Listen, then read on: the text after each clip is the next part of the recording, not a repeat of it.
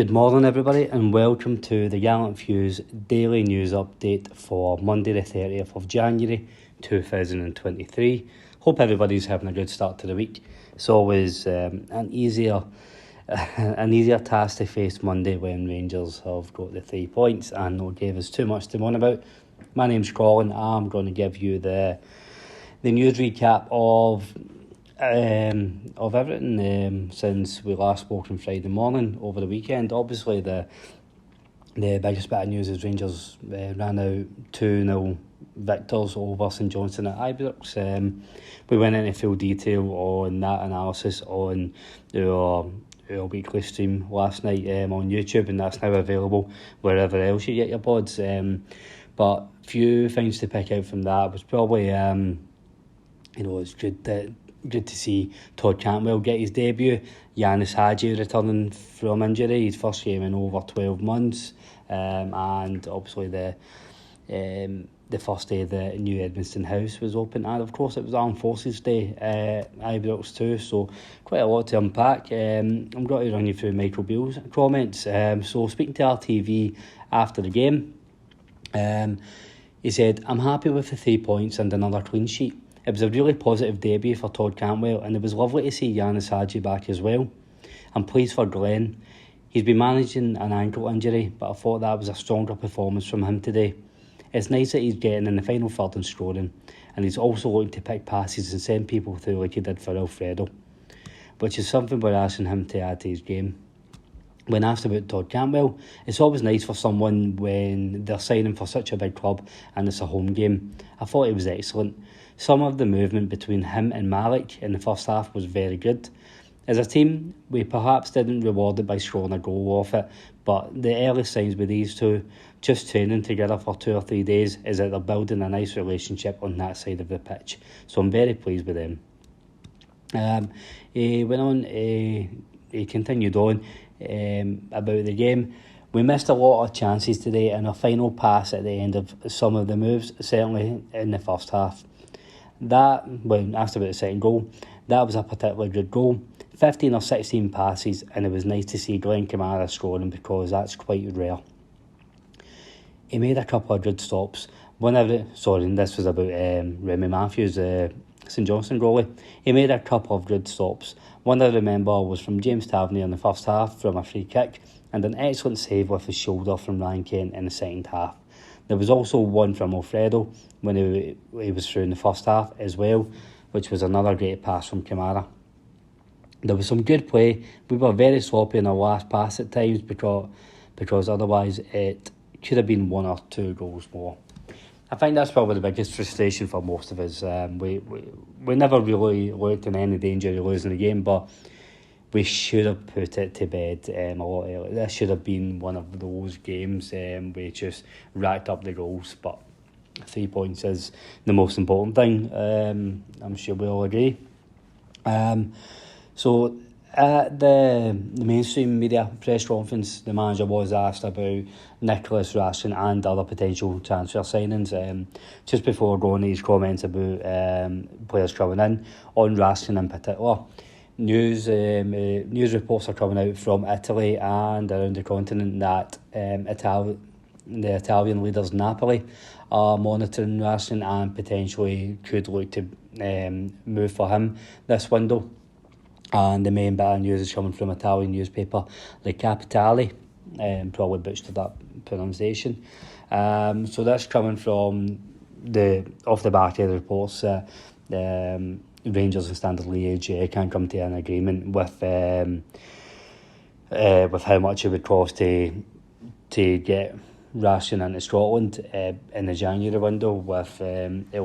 It's looking like Rangers are quite happy to wait till the summer if Standard Liège don't drop their price. So when asked about Raskin and signings in particular, Michael Beale went on and said there are a lot of players. The summer window is a much better window for us as a football club, for every football club I think. The winter window, if you are in the market for players, it seems like everyone knows you are. So it makes people a little bit stubborn. Without talking about those 2 players, because there are 3 or 4 more we are speaking to, it is like if the deal is right now, it is going to get done. If the deal is not right now, we will move to the summer. In the summer, with the contract situation, it does open up space in the squad. So the two players he was asked about were Whittaker and Rashford. And Michael Beale saying that it's not just those two. There's 3 or 4. When talk about people being a little bit stubborn, it does sound as if he's maybe having not a pop, he's maybe alluding to Standard Liège and potentially Swansea City there as well. It's just on there, Swansea City. There's not very many concrete reports coming out about Morgan Whittaker. You know, there is some news outlets saying that the clubs are still at a standstill, and other newspapers saying that a fee's been agreed. So we're no further forward with that. What is interesting, however, is Swansea City, they are looking likely that they're going to lose Michael Obafemi to Burnley, who is also in the forward position. So I don't know if that, I don't know if they get money for him. Then maybe they're less inclined to rack up the price for Whittaker equally. Losing a forward player, maybe that puts Whittaker further forward in the pecking order. So we don't really know at the moment. But I think that was the main highlights from Michael Beale. He was asked about the refereeing decisions. He was kind of coy. He just said he could see that, he can understand why the St Johnstone management staff were upset. They think it's went against them in his point of view. They're delighted it's went for them. I think it's just one of those things. Also, I think the 3 decisions, the penalty, the sending off for Nicky Clark and the yellow card for Ryan Jack will be in the limelight this week. I think the only one they got wrong was the Ryan Jack one. I thought that should have been a red. Just as it will be a hot topic this week, just Callum Davidson's comments on it. So I just don't get it. I don't understand it. It was a really big decision, and I don't think it's a red. The tackle on Adam is late, at speed and with force. Willie has drawn to check it, seen the replay where Jack has drawn straight leg studs at Adam's ankle, and it's only a yellow card. That sums up the game. Normally when you go over, it's a red card, but the less I say about it, the better. It's a tough place to come with 11 men, never mind 10. I was surprised Willie didn't go to the screen for Nicky's one. That's what VAR is for, isn't it? I'm unsure as to how they interpret things in the rules. I generally thought it was a foul on Nicky. I had a wee stop on the side, that's why I was booked. I just chucked a bottle, but I was frustrated. Sorry, I'm just reading this. I didn't realise I threw a bottle. I just chucked a bottle, but I was frustrated at a few things going on. Little things were irritating me, as well as a couple of big decisions. As for the penalty Rangers got, it's a rule we have to change. James' hand is up. It has deflected off Connor Golston's back from half a yard away. I'm not sure what he's meant to do. There is no intent to handle it. We have to be a little bit sensible, as big decisions in games are affecting the outcome. We have to look at the handball rule at the end of the season. So I probably agree with him a couple of things there, that I think Ryan Jack was a red, and the handball rule is terrible. I don't agree that Nicky Clark is he should have stayed in the pitch. I think that was a firm red, and while the handball rule is ridiculous, following the letter of the law, my understanding is it was still a penalty for Rangers. On to the women's team then. So the Rangers women obviously had a huge game against Glasgow City yesterday at Broadwood Stadium. We spoke last week about it was a one each draw the last time the two teams played, and Rangers need to start cutting the gap on Glasgow City. But it was a healthy a 0-0 draw. So that leaves Rangers still 7 points behind Glasgow City, with a game in hand as well. So that would have been a great opportunity to cut the gap and put pressure on Glasgow City. Obviously, Rangers women haven't quite found the consistency they found last season as well. So hopefully in the second half of the season they do find that. I think by all accounts it was a really decent game. And I think both teams going for it, both teams fancied it, and just couldn't quite get over the edge. So the last couple of bits of news are on the commercial side for Rangers.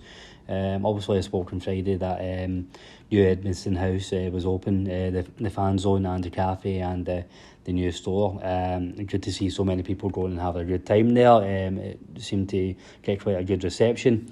Fantastic to see Willie Henderson speak at it. He was alongside Philip Hollander and Rabbi Matondo in a bit of a Q&A in the fan zone.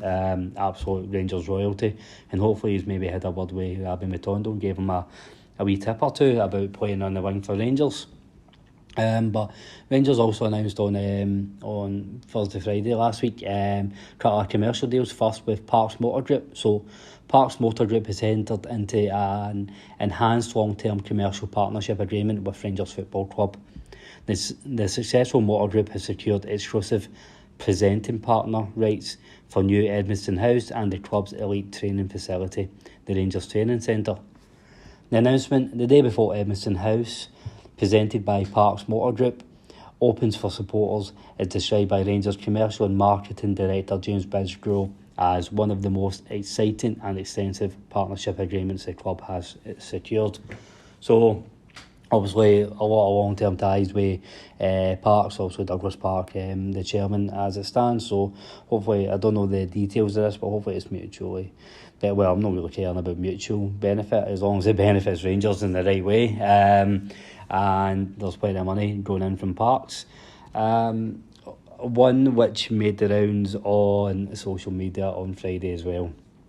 I think when the tweet came out from Rangers on Friday morning that we were going to announce something, many of us, including myself, thought it was going to be a signing, but no. Instead, the following announcement: Custort and Rangers are today thrilled to launch an exciting collaboration with the legendary rock and roll band AC/DC.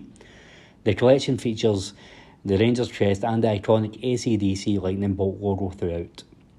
Grammy-winning AC/DC are widely considered as one of the greatest rock and roll bands of all time, selling out arena and stadium tours worldwide, and whose most recent studio album, Power Up, topped the charts in 21 countries in 2020. Fans can purchase a range of items from hats and scarves to polos, t-shirts and track jackets. The limited edition range represents a powerful collaboration between music and sport and is a fitting tribute for fans of both the club and the band. AC/DC was closely involved with the creation of the range and hope fans will enjoy it. So, there's been a lot of uproar about this. On face value, it doesn't bother me, the AC/DC range. It makes sense. Like, it's one of the most commercially viable music artists that's ever been. So to try partnering up to try and make a bit more money for the club, I can understand it. What I do think, however, is read the room, Rangers. We're all eagerly awaiting the announcement of some transfer signings. And you're in the firing line. I dare say if we were to get one or two transfers over the line tonight and tomorrow, if they announce this on Wednesday morning, having signed maybe Ration and Whittaker, then they're going to get a lot more support for this and potentially a lot more sales. So I thought it was the timing was silly. Even if it was maybe a long-term thing, the January transfer window runs for the full of January. Do it the first week of February. But other than that, it doesn't really bother me. But I know a lot of people were using this to fuel their board-out agenda.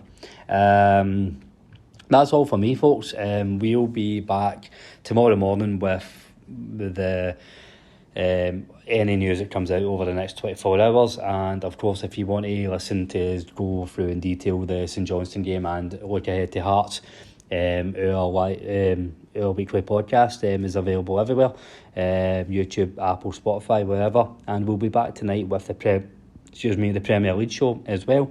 Mason will hold the fort as myself, Jamie and Graham chip in our thoughts on all things English football. So until then, folks, hope your Monday goes well. Take care.